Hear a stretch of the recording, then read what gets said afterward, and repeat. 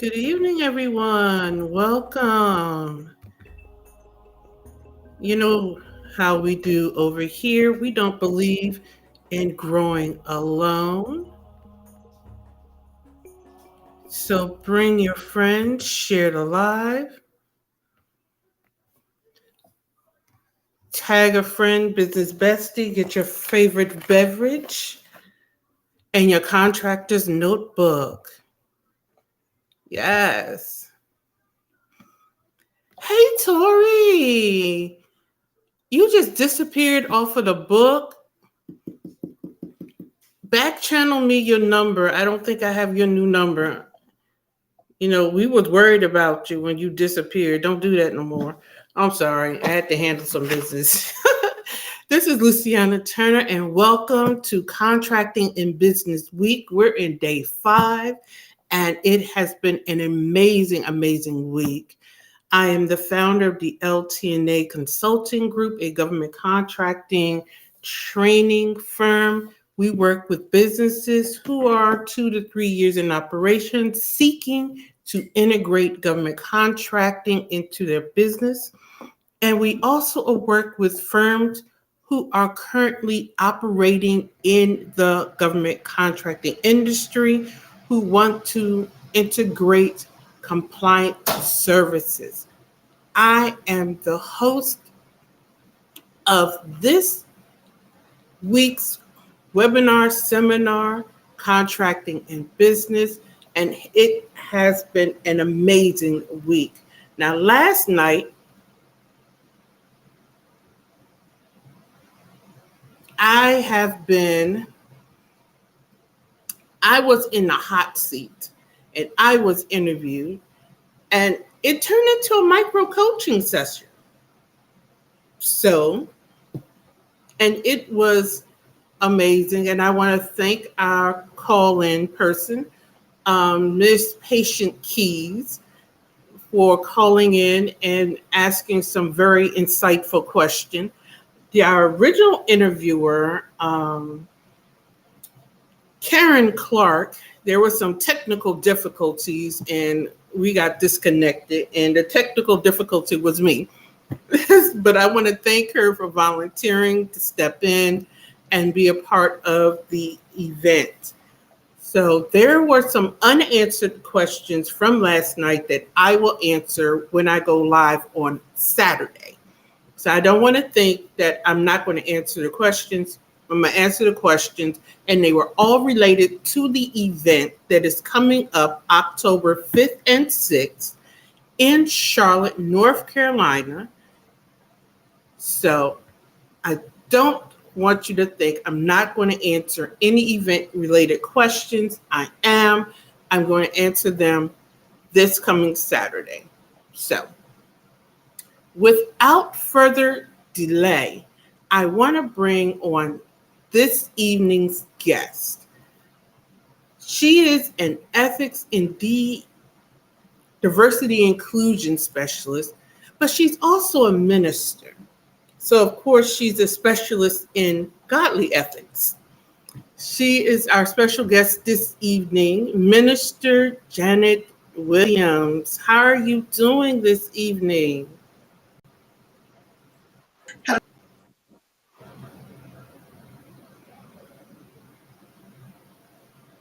Oh, you're frozen.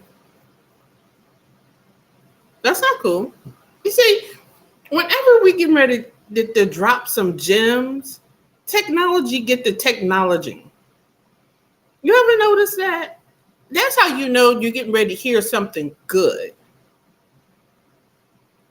That's exactly how you know you're going to hear something good, because technology steps in and it doesn't want you to hear it.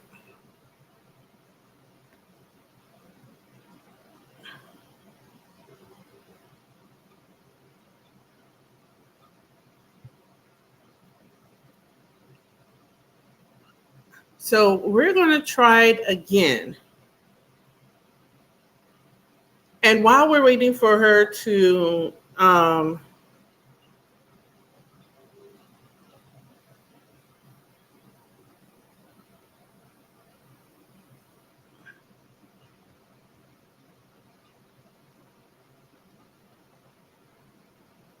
Hmm.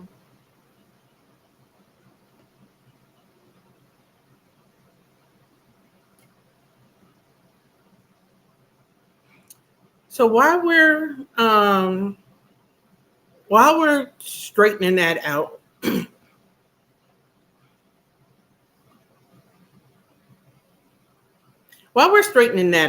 let me share an update that's out there. There's a FAR update that was just released that's open for public comment, and it's concerning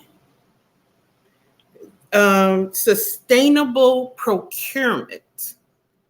So if anybody wants to go check it out, it's FAR case 2022-006. Now, I wasn't prepared to go into it this evening, but I will go live probably in the next 2 weeks when Chatter returns and discuss it. It's open for public comment until October 2nd. Now, what does that mean? That means you have the opportunity to go review the rule that's being proposed. And if you don't like it, you can say so. If you have questions, you can ask them. If you feel it needs to be clarified, you can say where it's vague. So this is your opportunity to chime in and say you don't like something, you think something is vague, you think something needs to be added, subtracted, multiplied, divide, you get the point. So go take a look at that FAR clause. I'm going to take a look at it as well. I received the notice not too long before the broadcast. I'm going to deep dive into it. Then I'm going to go live next week or so because Chatter is coming back. And I'm going to discuss it with you, my audience. I think that's fair. Because as contractors, we need to stay up and current on the latest regulations that will affect our procurements and our business operations. And for somebody on there, they're saying, what is FAR? FAR is the Federal Acquisitions Regulations. Now, not all government contracts are governed by FAR. However, if you're looking to work with certain agencies, you need to know about the FAR and FAR clauses. And your RFPs will tell you if you are governed by FAR. So it looks like our guest has its returned, and we're going to try this again. So are we here? I am here. All right. We've got this thing going. You know what? It's about the pivot. We just got to pivot and roll, pivot and roll. So how are you doing this evening? I am doing very well. How are you doing? I am well. So give us a little backstory to the backstory. How long have you been an ethics officer? Whew. Ethics officer is probably more like 7, 8 years. Okay. But I've been in risk and compliance altogether for probably a total of almost 20 years. Okay. Now you're also a minister. Now, how long have you been a minister? Yes, I am a minister. I became a licensed minister last year in June. Congratulations. Thank you very much. But we have been, in church, spreading the gospel for years and years now. I just finally, just answered the call that God placed upon me and just, moving forward with it. Finally stopped running from the calling. Okay. That's right. Yes, yes. Ooh, it's a good thing when we stop running from what we're called to do. Hush. Okay. Okay. So, Just saying. I don't think I even have to say anything. You just said it all. so, um, People gloss over and underestimate the importance of ethics and ethical behavior in their day-to-day operations. Can you just give us an overview of that? It's interesting that people do that, but I'm just going to say this. You really tell who people are. You can really tell who people are by the actions that they take. It's either right or it's either wrong. And it's really that simple.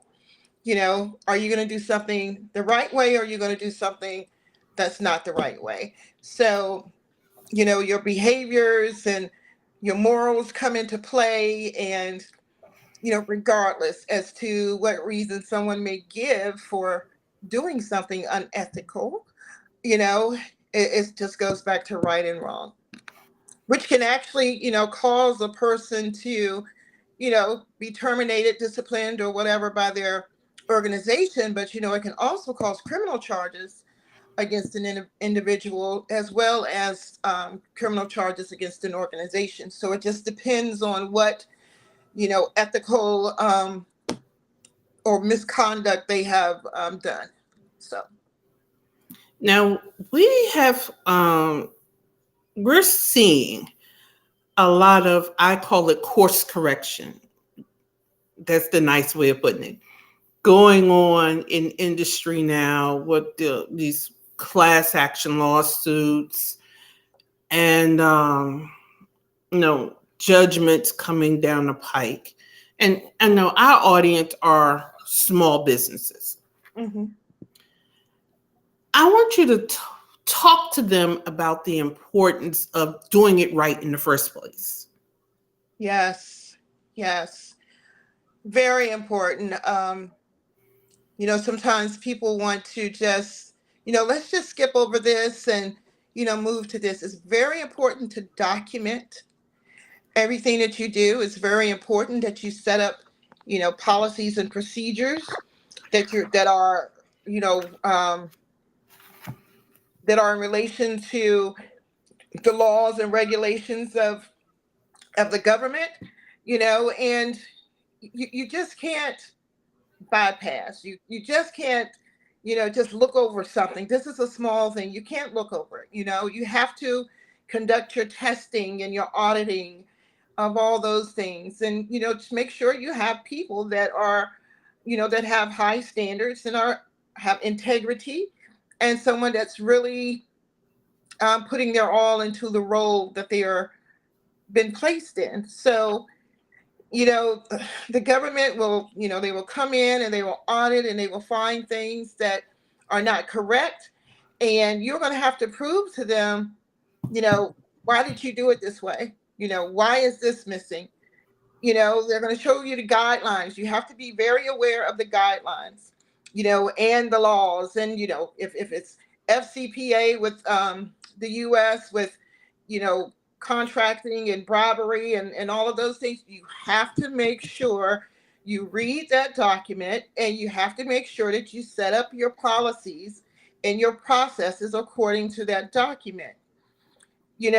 At times you will get, depending upon your business, you may get higher level management, saying, okay, well, we don't need to do this. We need to do this really quick. We need to get this client started. And yeah, understanding, yes, they're looking at it from a financial point of view, but you have to make sure they are compliant. Because if they get a phone call saying that they're going to be going to jail, because they did something, they didn't follow the process, when something comes up wrong, then, the company may be looking at you. Did you do your job? Did you not do your job? So there's just a whole bunch of scenarios in there. And it runs, and here's the thing, people tend to believe it won't happen to me. Oh, of course they do.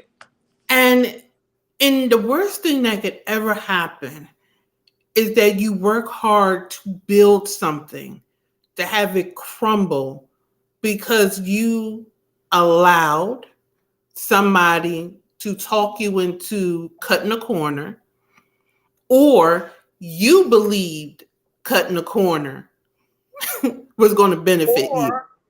Or in addition to that is, even if you're not aware, even if you're Oh, not aware, if you're in that position, that management, that leadership, you should have known. That's an important thing as well. You don't want to be in the place where you should have known something and you didn't, because the government, they're not going to buy that either. not being aware is not an excuse. And I Exactly. tell people that all the time. We hear that phrase, or we used to hear the phrase, ignorance is not an excuse for Mhm. violating the law. We need to bring that back Yes, because people want to say, well, I didn't know. Well, you should have. you should have known. If you are in a leadership role, if you are in a compliance role, if you're in a risk role, these are the things that you need to know.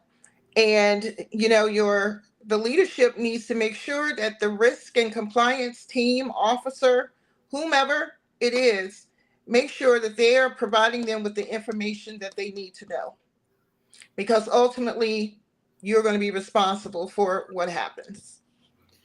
And that is key. When you, and I just want to preface this conversation with this. During COVID, which I call the Great Reset, people jumped on the let's start a business bandwagon. But a lot of people didn't know what it took to start, maintain, and scale a business. Mhm. This is what I like to call the sexy, unsexy gravy. Hmm. Because you could start a business all day long, but it takes one misstep to crumble the empire. Yes, It takes one deal with one person who isn't following the rules. And it's not a thing where they weren't following the rules.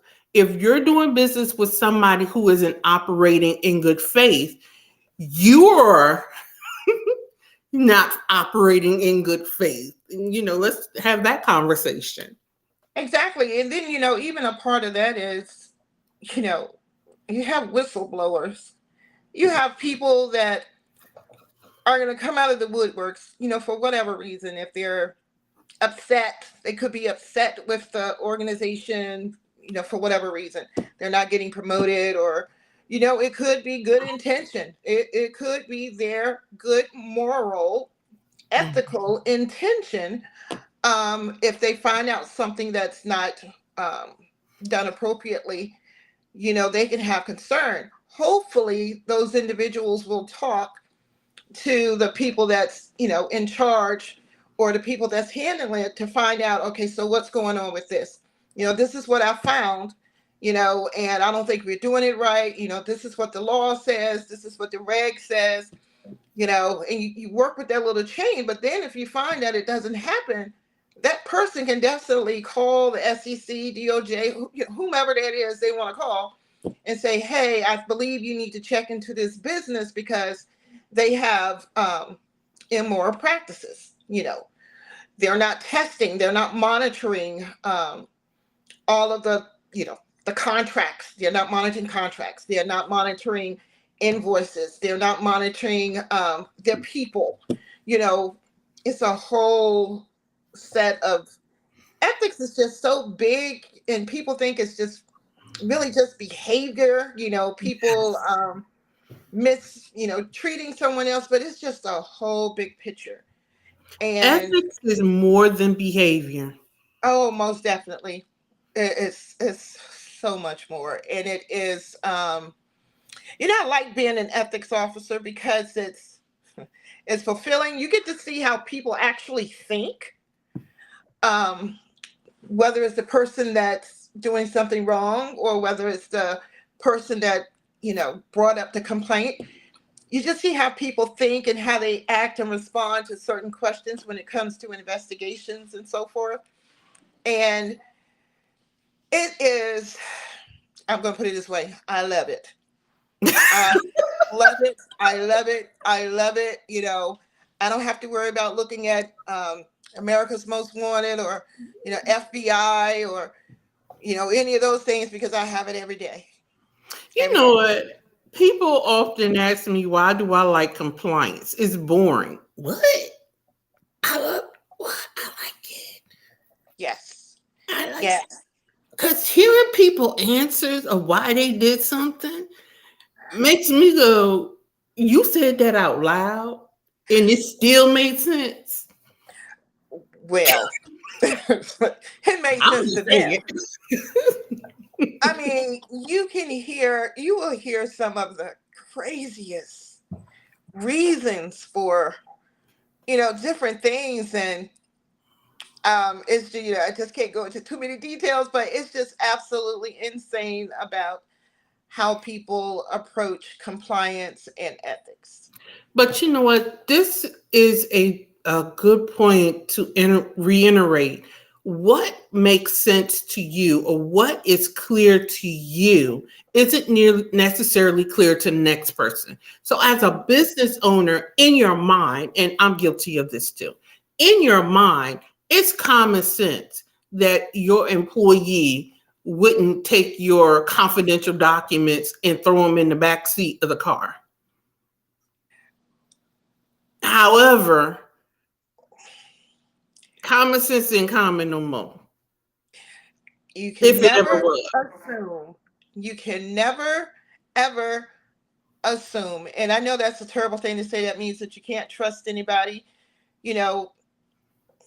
So the question is, when you say you trust somebody and you trust their work, it's like, how much do you really trust them? Not saying everyone is unethical or do things wrong. That's why it's very important. I think it's always very important for, it doesn't matter what role you're in business, you get to know the people that you're working with so you can understand their character, you can understand the things that they stand for, and you can understand their reputation. Reputation goes a long way. And if you know that someone doesn't have a good reputation, or if someone is, a little shady, you know, then you need to double think about what it is that you want these individuals to work on, whether it's confidential or not. You just have to keep all those things in mind. And then another thing that, to bring in the faith part to this, right? Yes. How, being a Christian, can you still be ethical in business? Yes. You know, yes. You become a Christian, you become a believer, your way of life, your way of thinking, um, your characteristics change, So, not to say that Christians are believers. Some people call them believers, some people call them Christians. I'm a Christian, I'm a believer. So, Hmm. not to say that you're going to do everything perfect and not make mistakes, but at the core of your heart, everything that you're going to try to do is going to be the right thing to do, because the goal as a Christian is to become mature. And as you become mature, a mature Christian, you're trying to take on all of the characteristics of Christ. So you become more like him. So as you become more like him, your daily walk and everything that you do is more like Christ. I think there's a couple of pieces of nuggets there that we have to pick up. One nugget is you have to trust but verify. We have to verify that we're all of a like mind. We have to verify that everybody is understanding Mhm. what the rules of the roads are. Don't take confidential documents home. If you are taking them home to work on, they must be secured. If you're securing the documents, what does that even look like? Mhm. Because once again, throwing them in the back seat of your car is not securing the document, especially if you have kids. Because how many horror stories have I heard about you riding home with your toddler and the toddler throwing stuff out the window? So there go your company's bank statements on I-95 floating out, floating on 95. So That's important. As a believer, as a person of faith, high ethics. I don't know how anybody does that. How do you separate your belief in your business is beyond me? I don't even get that concept. No, I don't get that's that concept. that's That doesn't make called, you know, we hear this term so often, bringing your authentic self to work, bringing your whole self to work, right? So your beliefs are you. yes. So you should not be setting aside your beliefs because of something that's going on at work. And I will tell you this, for me personally, um, is everybody I work with knows basically on it, know that I am a believer and I'm a Christian. And the thing about it is, I don't even have to tell them that I'm those things, because they can see by the way I act, um, respond, and all of those things. So you have that respect. And then they know that if something is against my belief system, then I'm going to stick with my belief system versus what, someone else may say or want to do. And that's something that they are aware of. And I don't have a problem with it. I don't feel bad about it. I don't feel like I have to go with the crowd. I don't have a problem challenging different things, because at the end of the day, you have to. I mean, if your goal is to make it to heaven and be with our Lord and Savior, you know, you're going to have to do the right thing. Your beliefs cannot be, um, you cannot set your beliefs aside. I think that's important to recognize and respect everyone's beliefs in the workplace. And as business owners, you don't have to put down your faith to run your business. I have a friend of mine, it's actually in her mission statement that she is I had it pulled up and I had to shut it down to get all my streams to work. That that is a part of her mission statement. Mhm. And that is actually how she if that's a part of her vetting process. So if you don't want to work with her because she exclaimed her faith, that's actually how she excludes people.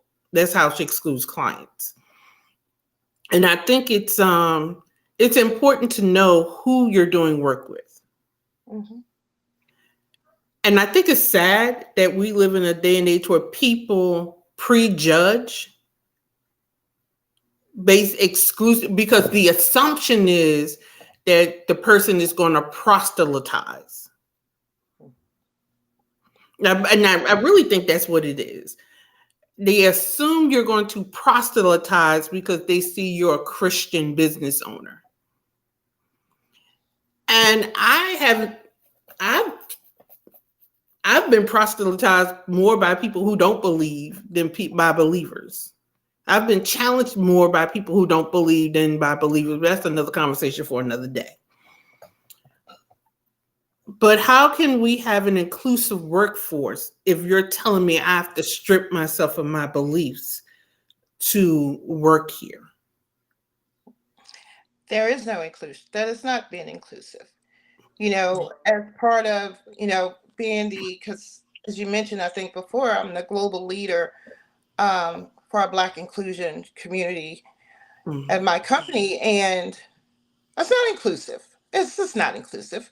You should not have to be able to, you should not have to strip anything about you from being, a part of the business.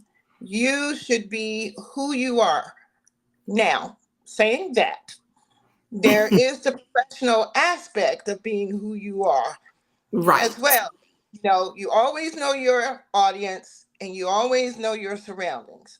So, being a business leader and you're in a meeting, you're not going to come out and just start talking about Jesus for the whole meeting and then go to business. I mean, it's a little funny saying that, but it's true. You Right. know, that's not what you do. You put on your professionalism, but as you put on your professionalism, you have your integrity and your characteristics in check. You know, And, where if someone is going to say something that's going to take you down a road that you know that's not right, you have to be bold enough and strong enough to stand up and say, okay, you know, I don't believe we need to go down this road. I can't do this because of whatever reason you can't do it. I believe there may be a different avenue we can take, but however, if this is the path you think we need to go, then it's not for me. You know, people look at business owners look at money. The whole reason of yeah. having a business is for money. Okay. But I'm Yeah. telling you, as a believer, money it should not be your number one object. Your integrity, your character, your reputation should be what's in play. And what people don't understand is, you know, your light shining does not mean, let me back up, because here's where I'm trying to go.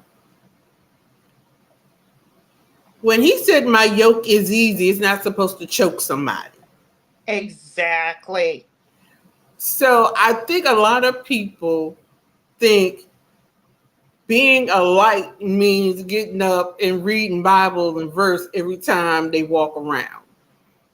And you don't have to do that. And Yeah. that's what turns people off. Yeah. Being a Christian, being a believer, it is your everyday self. It's not something that you put on or something that you take off. It's something that you become. And as Luciana said, no, you don't have to take your Bible around with you every day. You don't have to, you know, have it out, but of course, you need to pray and read scripture as much as possible on a daily basis, yes, to keep your connection with God. But you don't have to, you know, some people think you're going to be throwing the religion and all of that stuff Yeah. on them. And that's not what it's about. That is not what it's about at all. So you can just take that out of your, you know, try to get that out of your mind as well. So it's just the ease of it in integrating it in the day-to-day operations of your business. And I believe as you grow in your faith, you will find that being is the implementation of your faith as you lead your business. Mhm.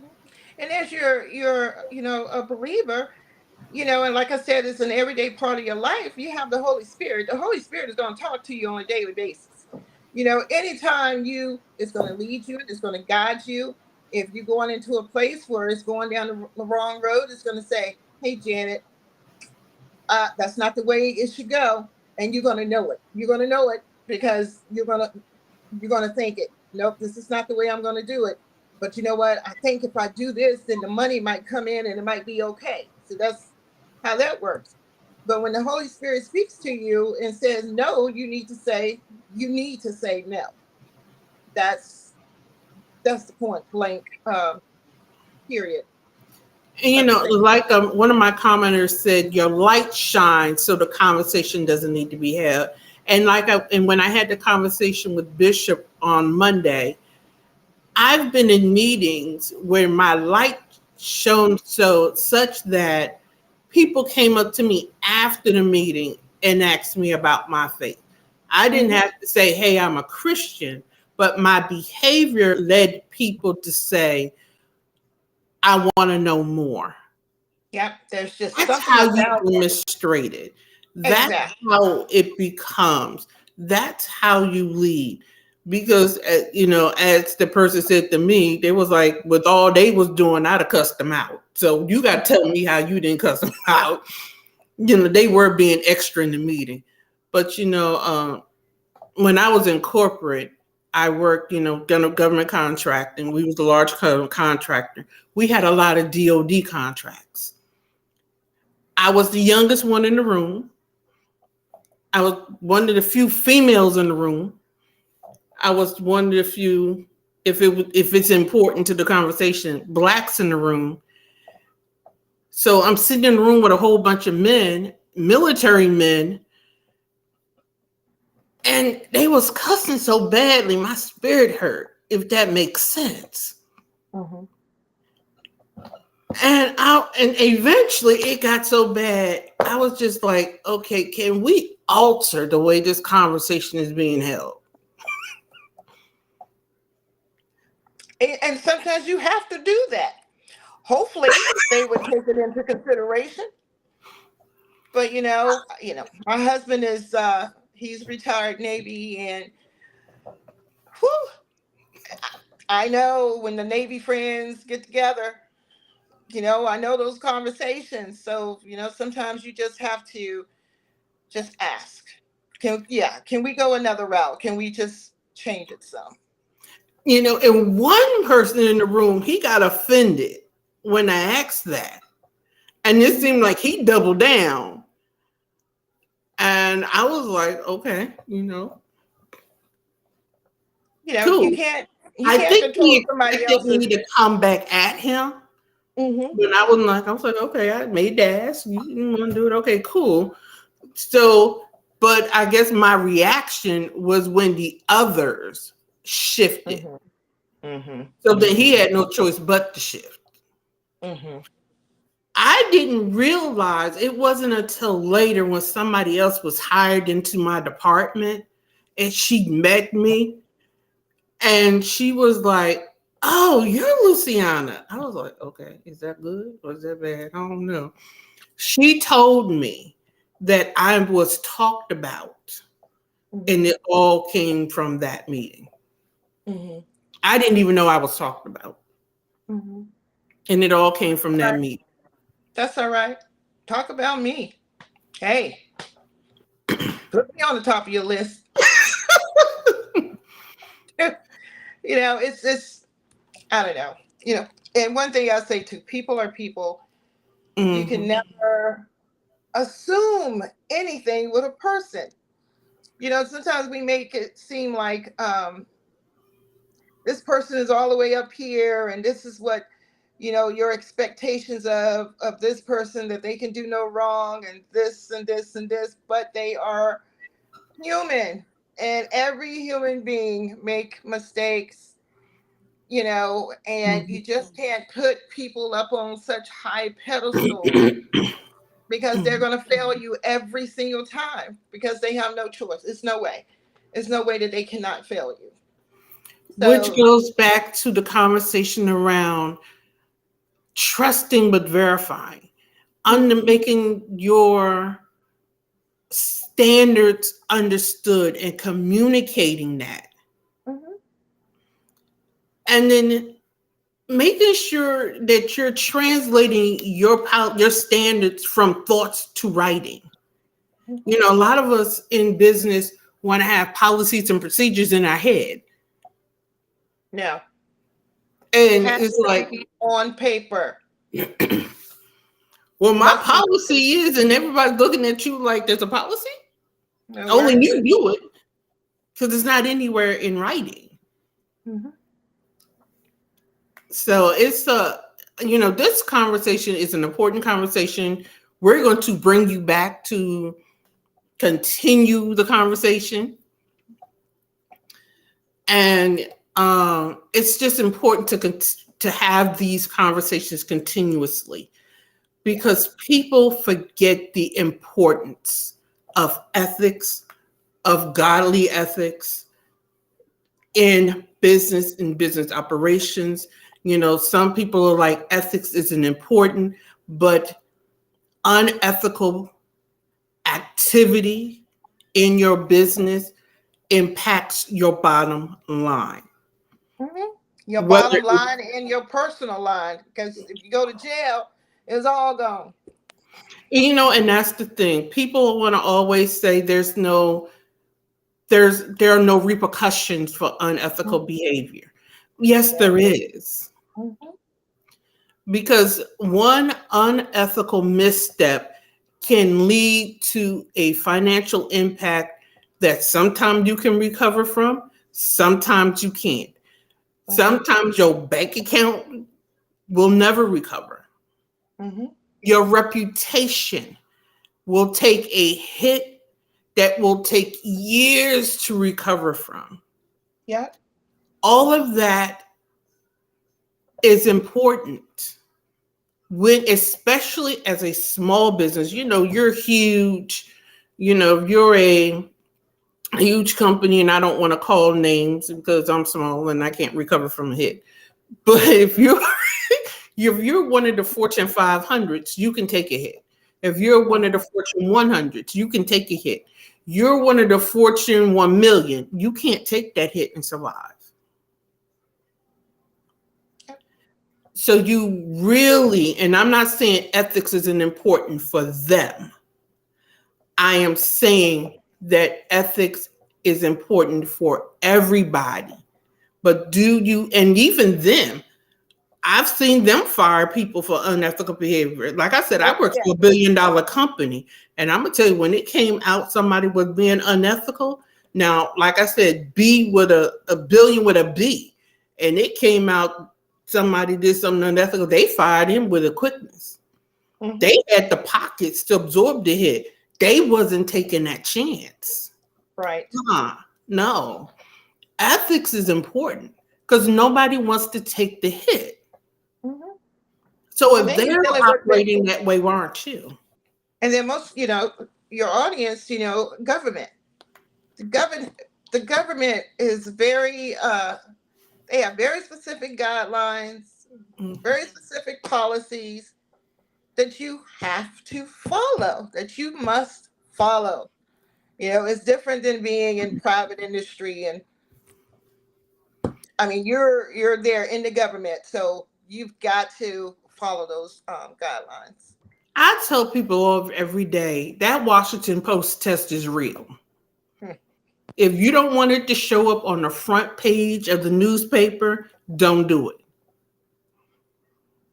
it. So I tell people every day, if you don't want it to appear on headline news, don't do it. But that shouldn't even be your marker. It really shouldn't. Who are you? That's the question you ask yourself. You go and you look at yourself in the mirror. Who am I? You know, am I this person that's going to do business the right way? Or am I going to just stand for anything and do whatever I need to do in order to make my business grow? And that's it. It's who you are. Who are you? That's when you answer that question about yourself, then it doesn't matter whether you're in business, whether you're just at home, whether you're somewhere else, your ethics will be the same. And I think that is the perfect way to end this conversation this evening. I want to thank you, Minister Williams, for taking time out to join us. And you're going to be speaking at our conference in October. I am. Contractors, Contracting and Business is October 5th and 6th here in Charlotte, North Carolina. The link to the registration page is excuse me, in the comment section, or you can scan the QR code. Registration is $15.95. It includes continental breakfast both days. The registration page shows the preliminary agenda. These part of the conversation we're going to have is around ethics. And I believe the question the minister asked is a good question. Who are you? I want y'all to simmer on that. Let it let it marinate a little bit. Who are you when you're making your choices? Who are you when nobody is looking? And who do you want your employees to be? Who do you want your business partners to be? Who are they when you're not looking? Who are you doing business with? Those are critical questions. And those are the questions you should be asking yourself of you and the people you do business with, the people you're hiring in your business. That's a critical question. Now, one way to answer that question is to be in the room in October because your next business partner can be in that room. Government contracting is not a me endeavor. As you grow in contracting, you're going to partner on a lot of these contracts. Partnering with strangers is daunting, and it's hard to vet somebody when the RFP is due in 30 days. Attending industry events, such as the one that I'm having in October, is a good way to start when you can start the vetting process now before you've issued the RFP. Getting in the room with like-minded believers and beginning that vetting. The return on the investment is the initial vetting, in addition to conversations and instructions on business ethics, leading and contracting. As one of our instructors earlier this week is instructing us on how to lead in contracting and leading, not bullying. That is one of our sessions. I'm teaching on, two of my chapters from my book, Keys in Government Contracting. Our guest tomorrow night, Miss Beverly Walthauer, she's going to teach you how to properly convey what you sell. Because a lot of people don't even know how to discuss what you sell. So how are you answering an RFP to the government if you can't even tell them what you're talking, tell them what you're selling? And then I'm gonna come in and teach you how to package it. So come back tomorrow evening at 6 p.m. Eastern Standard Time, because Contracting and Business Week is not over yet. We have another guest for you. But I want you to sit with that question the minister asked you. Who are you when nobody is looking? I thought that was a powerful question. So, signing off for the evening. Okay, I'll get that to you. So be here tomorrow evening at 6 p.m. for another installment of Contracting and Business Week. I'm Luciana Turner, signing off. And remember, a stressed mind cannot create.